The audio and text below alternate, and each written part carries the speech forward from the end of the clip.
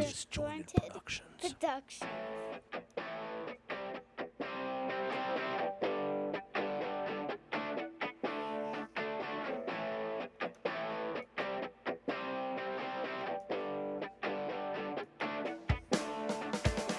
Hey, what's shaking, everybody? Welcome to another episode of the DisJointed Podcast. I'm your host, Dave Germain.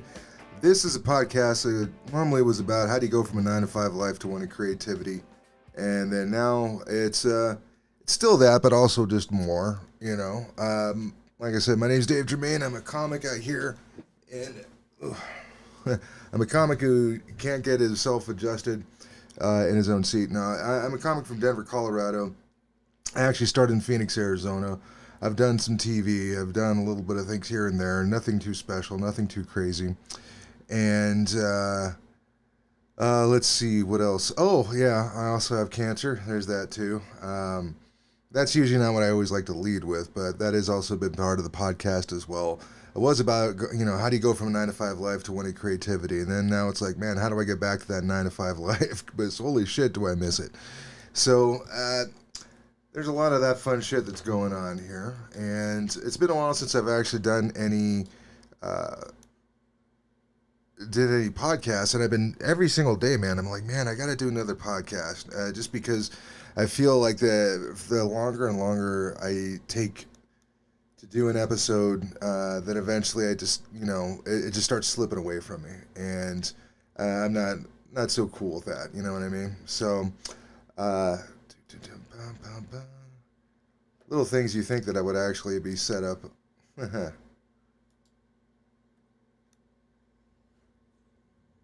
You would think that I would actually have this whole thing set up already, and it turns out I do not. Hold on. Because I want to see... Hey, there it is. Okay. All right.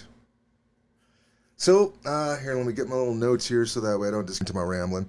This is, I am also streaming this. If you're listening to this podcast and you're going like, what the fuck is this, man? Why am I listening to this? I have no idea why you're listening to it either. Maybe you might want to check out some of my old past episodes that I've had with some various folks who have made that transition from a 9-to-5 life to one of creativity. People like Melanie Anton, people like Jackie Cation, a lot of other different types of, like Mega Ran, Raheem Jarbo, he's been on the podcast. So is MC Lars. I've had people who've been on this podcast who I had no business talking to, and I'm very grateful for every single one of them. But this one is just me. I'm still trying to figure out how I'm gonna move forward with this show. But one of the things I decided to do, since I bought a freaking nice camera a while back, is to actually use it and do some live streaming. So the reason I'm scared to make new content, because sometimes it's just really, really dark and it's not funny. Or they're just like, man, what the fuck am I doing with all this? And it's not like I'm afraid of necessarily bombing and stuff. I'm afraid of I'm afraid of bringing the audience down, to be quite honest with you. So a lot of the things you think that I would be wanting to talk about would be like the cancer, right? That would, you figure that would be like number one, right? And the only thing that I've been able to really come up with that so far is that being diagnosed with stage 4 cancer is like, it's hard not to start to become bitter, and I'm trying really hard not to. And I really mean that earnestly, guys. But have you ever put in your 2 weeks notice and all the shit that used to bug you or that used to be really important, now that you're not going to be there in a little bit, it doesn't matter to you as much? That's kind of exactly what it feels like for me. There's certain things, things that are supposed to be really, really important that I should be paying attention to, like the environment, social injustice, a lot of things like that.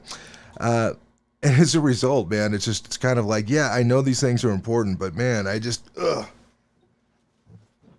not have the same energy and the same zeal that a lot of other folks, at least on my friends list on Facebook and stuff, have. That's how old I am, by the way. I'm still using Facebook, so I don't know what the new thing is now. It's probably not even on social media. It's awful like carrier pigeons and shit. But yeah, but I don't know why. Like, I think it's one of those things is that you just have to jump out there and do it.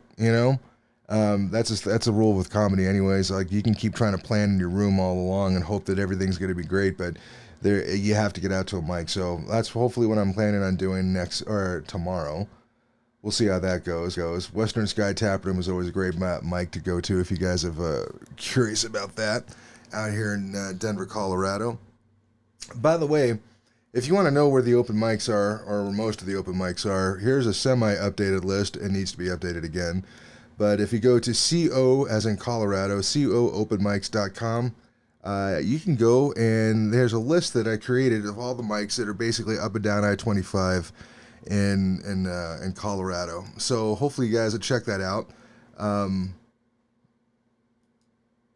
And yeah, at least, get yourself started and stuff. So, okay, a couple of ideas and things that I was thinking of. All right, someone has to give a shit about what you're saying before they get censored. So there's a lot of, let's put it this way, professional open micers, and I would consider myself kind of one of those guys, sadly enough. I don't want to be a professional open micer. As a matter of fact, I've been actually getting on shows, and I'm actually on 2 shows, at least so far in February, that I'll let you guys know about in just a little bit. Or you can just check the liner notes of the YouTube page or the Spreaker page or Spotify, wherever you listen to this.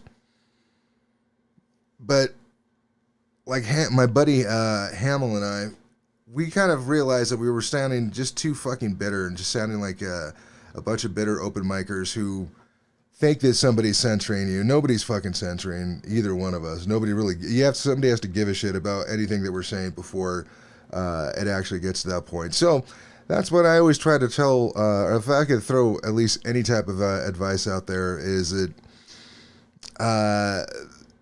get offline, get out in the real world, because I think, if I spend too much time online and just scrolling through my YouTube feed, my Facebook feed, my new Google News feed, all this other weird shit, you would think that the world is literally going to end in the next 5 minutes. And possibly it could, but I don't think it's gonna.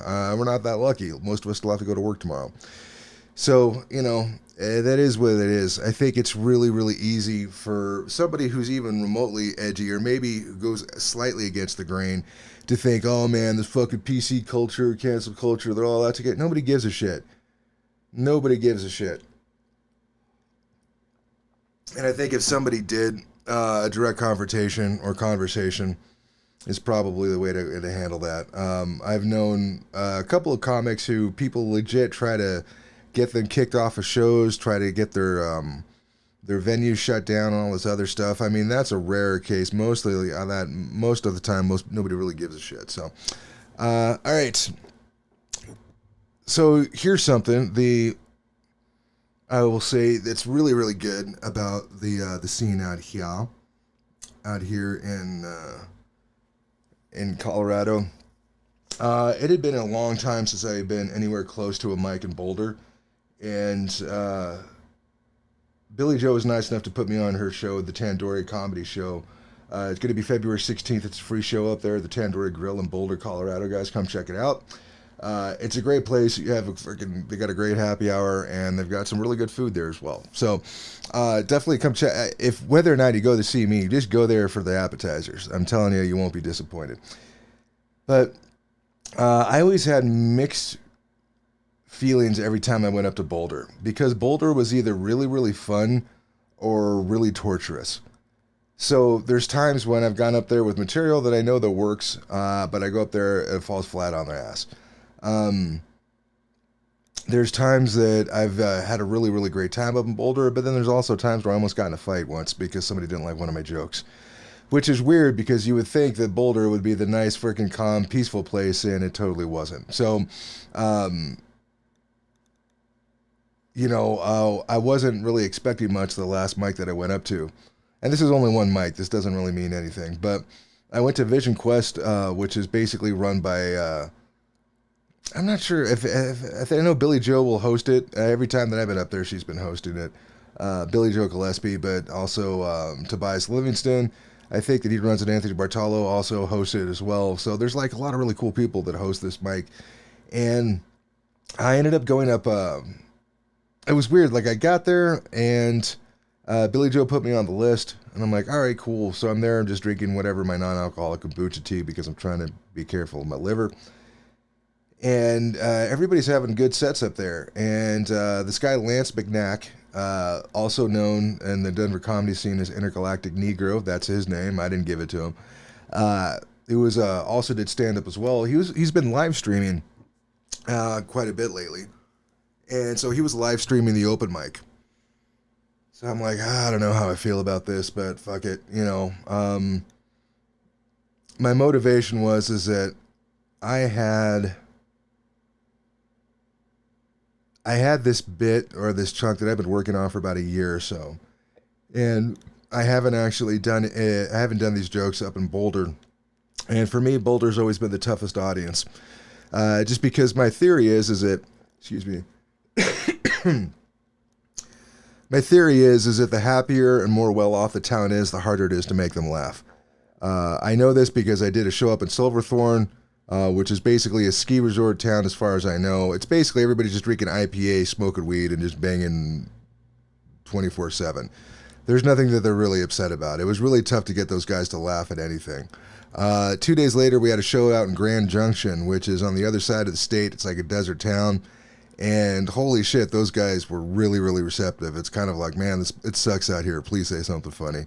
Silverthorne, they didn't really care so much. So either way, that's kind of what I thought it was going to be like up in Boulder. And I actually had a really good set. It was weird. The whole entire, the bar, I went up last, i.e. I was headlining the open mic, which is kind of a tongue-in-cheek way of saying, yeah, you went up dead last. There was a couple of guys doing stand-up for the first time, and they brought all their frat brothers with them. So there was a bunch of young broy dudes in this bar and in this brewery in Boulder. And I was so thankful that the shit went over well.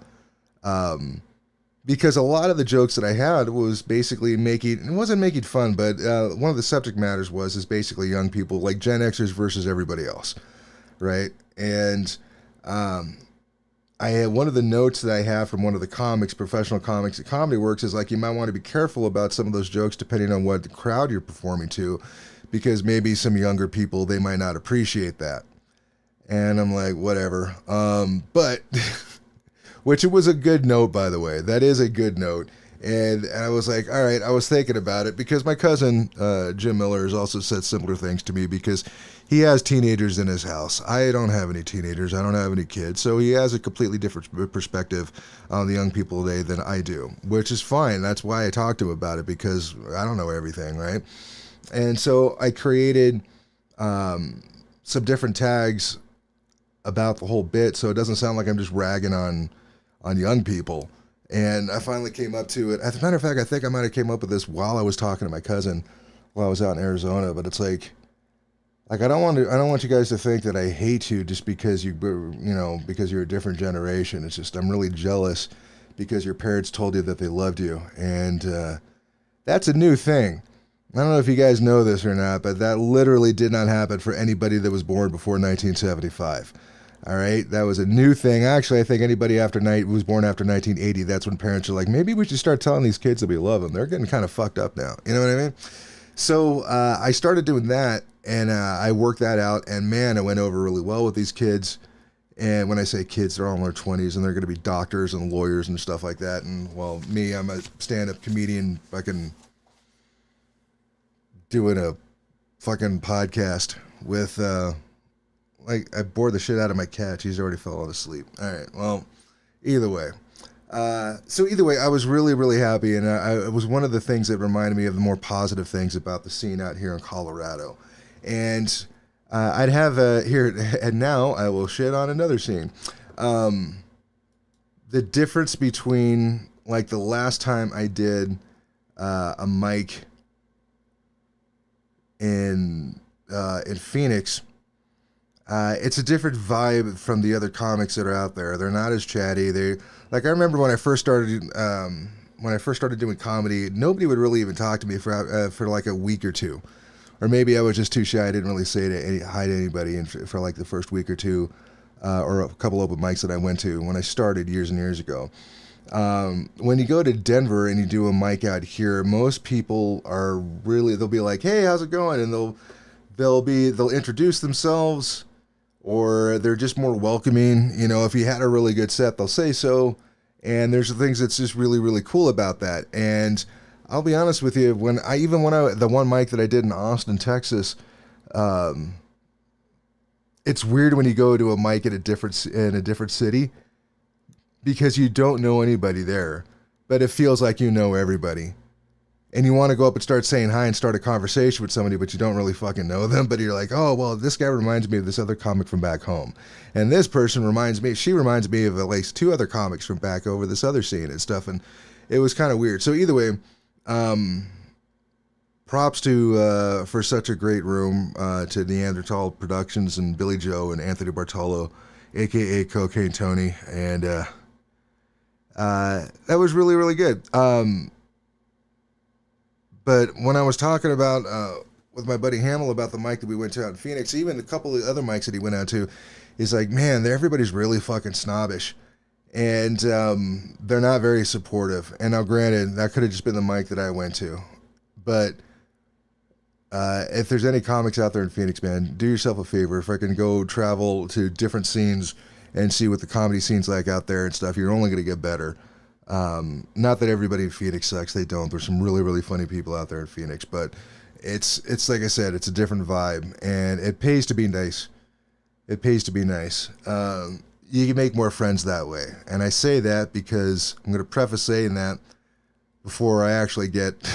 before I move on to the next thing, is that here's a confession. And this might be something that a lot of other comics might not want to admit, because I think there's a lot of people who get sucked in the idea of thinking that they want to be thought of as a good person. For the people that know me, I care if they think I'm a good person. For the people who don't know me, it's not as important, because I know that opinion is way more fickle and it's really not based on a whole lot. If it's somebody that's actually in my life, it's a friend that's known me for years and stuff, I do give a shit if they think I'm a piece of shit or not. You know what I mean? That being said, I have noticed when I do go to open mics, I am not the most supportive comic. Here I am talking about all, how great and how supportive everybody is and how awesome they are out here in the Denver scene. And I should be adding to it. And I figured, hey, I did the open mic, or I did the open mic page and stuff. That should be enough. No. But I will find myself getting super fucking judgy towards a lot of young comics.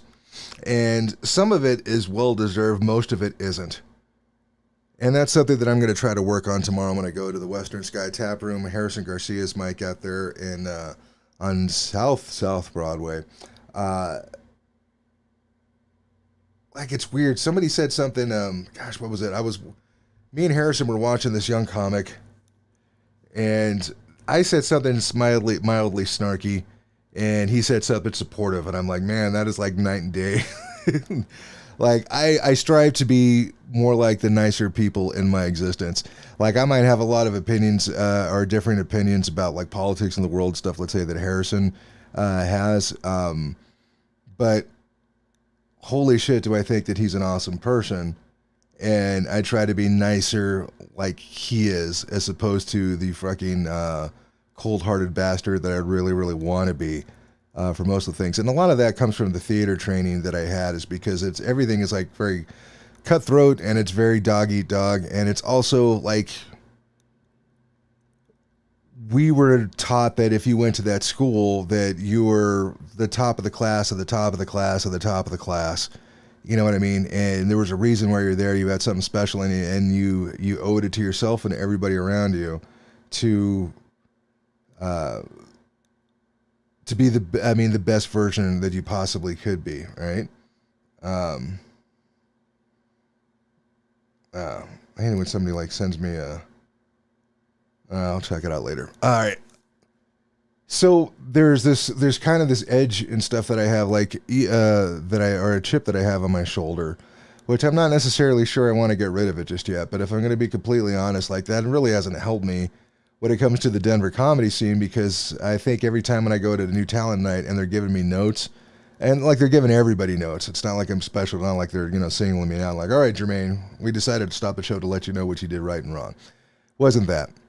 But when they're giving me these really, really good notes, I have this look on my face like I couldn't give two shits about anything that they're saying. Probably because there's a big part of me that doesn't, right? And they're like, well, you really shouldn't think that way. No, you're right, I shouldn't, but guess what? I do, right? And that's something that I'm not quite sure if that something needs to be addressed or not. Mainly because, I don't know, man. When it comes to, as far as like showbiz and stuff is concerned, if you're waiting for somebody to tell you it's okay to feel good about yourself, you're going to be waiting for a long time.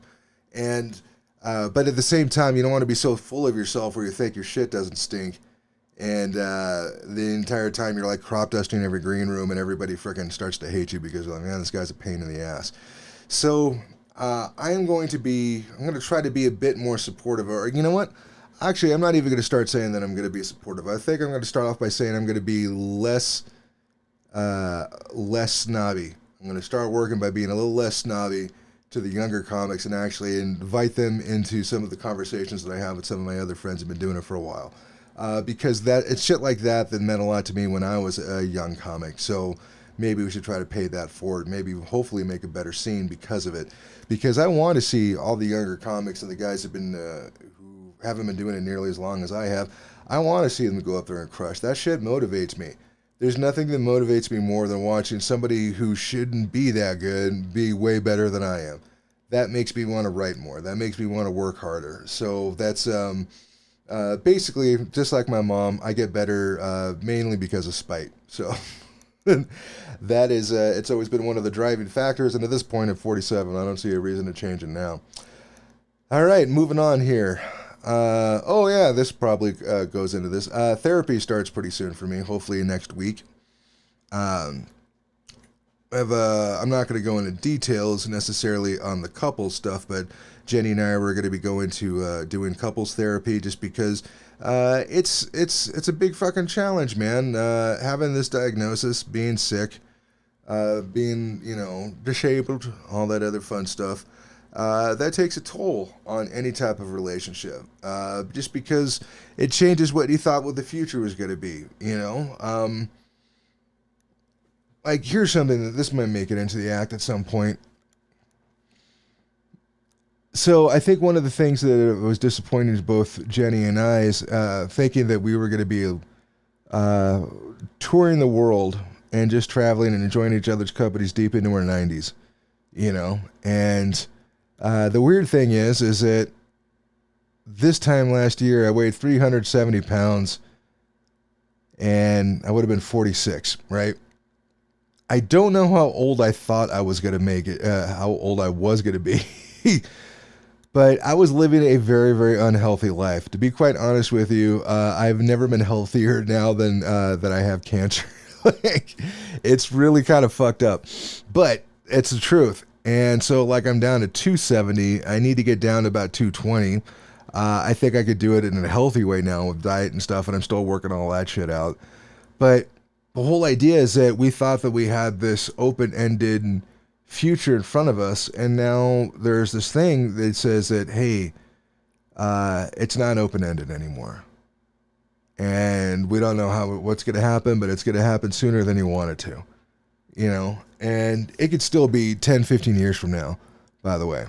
Like, I don't know. Right now, everything's going really well. And I really couldn't ask for more. But who knows what it's going to be like in 6 months? Who knows what it's going to be like in 6 years? Who knows? But that's taken a big, massive toll. And so we're seeing therapy because of that. And I was nervous about even admitting or saying agreeing to do this just because I've done couples therapy before, not with Jenny and I, but like in past relationships, and it always turned out to be like, all right, Dave, this is what you need to work on. I'm like, what the fuck? How about this other person?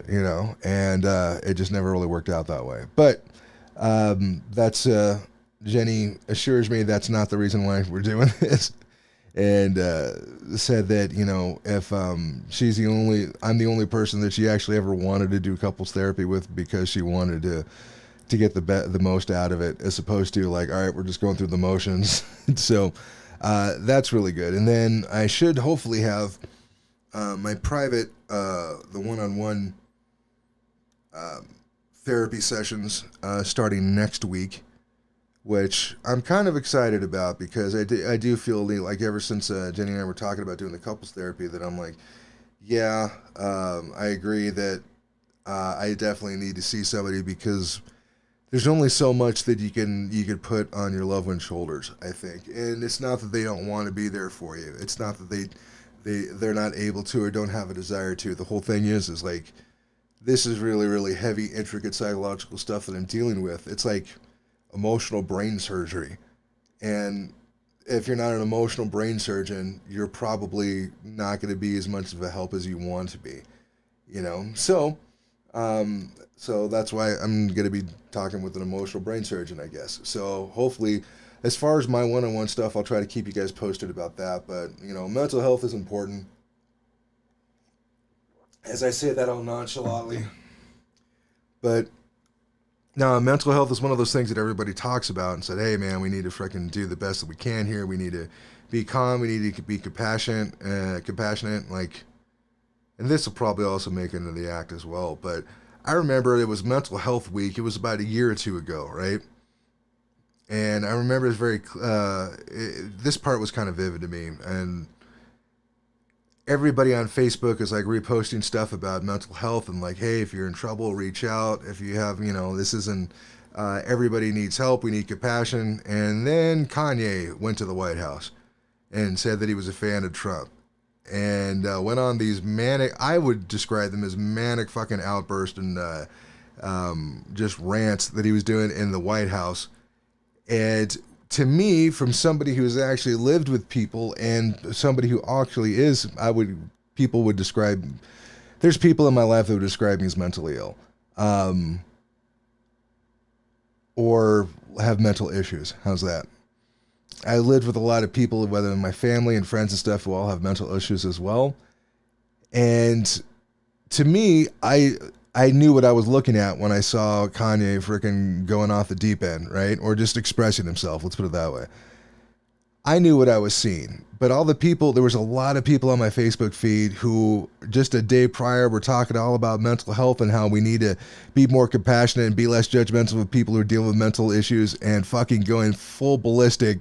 Fuck Kanye. Fuck this guy. You know, all this stuff. And they, just because they hated Trump and anything that he stood for. And I get that. But man, the hypocrisy was so fucking hilarious to me. So, I don't know. I will give you updates on my own personal therapy sessions and stuff if you guys want to hear it.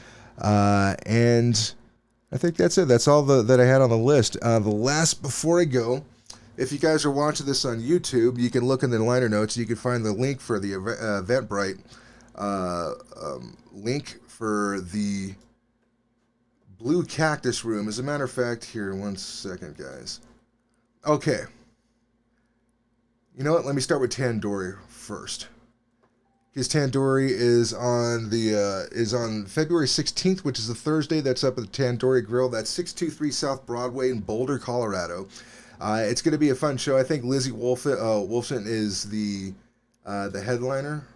Here, let me see who else is on that show. I want to give these guys a shout out too. Let's see, Sunshine Holmes and JJ Billingsley. I'm not super familiar with their work, but I know Lizzie's been doing this for quite some time, and it should be a really great show, guys. I think you'll really dig it. Once again, that's Tandoori Comedy. That is at the Tandoori Grill, 623 South Broadway, Boulder, Colorado. That show starts at 8 p.m. It's going to be on the 16th. Hope to see you guys there. That's a free show. Now, let's say, like, hey, Dave, I live in fucking South Colorado, the southern part of Colorado. I can't drive all the way up to Boulder. Hey, you know what? That's fine, because just for you, I'm going to be in Pueblo, Colorado, performing in Pueblo for the first time. It should be interesting, and that's going to be at the comedy night at the Blue Cactus Room, which is located at El Nopal Restaurant, I believe, right? So this room is located in a restaurant at El Nopal's Blue Cactus Room. How about we just say that? That's going to be at El Nopal Restaurant, 1435 East Evans Avenue, Pueblo, Colorado.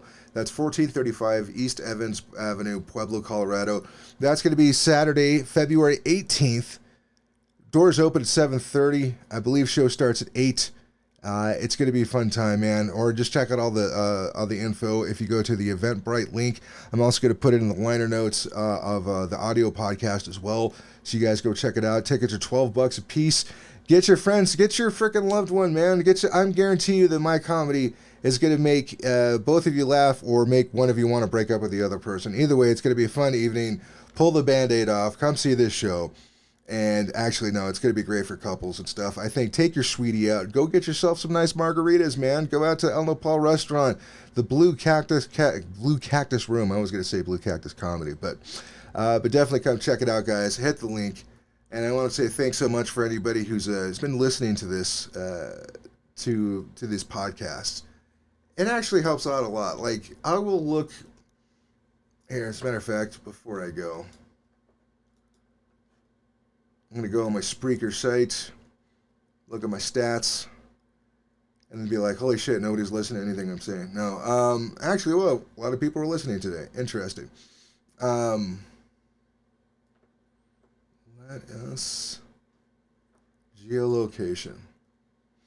This is what always kind of interests me, right? I know there's people like my mom, my brothers, my cousin who will listen to this show, and I appreciate that. My sister, I don't think she listens to it, but, that's fine. She didn't want to listen to me when we were living together. I can't imagine. She was like, yeah, I think I want to listen to Dave now. Really? No. But when I look at the stats of, let's say, the past 30 days of the people been listening to this podcast, mostly it's been the United States. They're coming in number one. Number two, a strong number two is always India.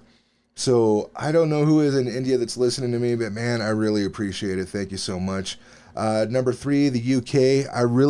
One of my goals in life is to do comedy in the UK. I just want to be able to say that I did comedy on 2 different continents, man, that I made people laugh all over the world. That's one of the things that I really, really enjoy. I've already entertained people all over the world by people hating me from watching Mystery Diners, but I want to make people laugh. Number 4, Canada. Number 5, Switzerland. And number 6, Germany. All places that I would love to go visit. And things like that, when I look at it, it makes me feel good. It makes me feel like this is actually worthwhile. So thanks so much for listening, guys. I hope you all have a wonderful evening. And signing off for the DisJointed Podcast, I'm Dave Germain.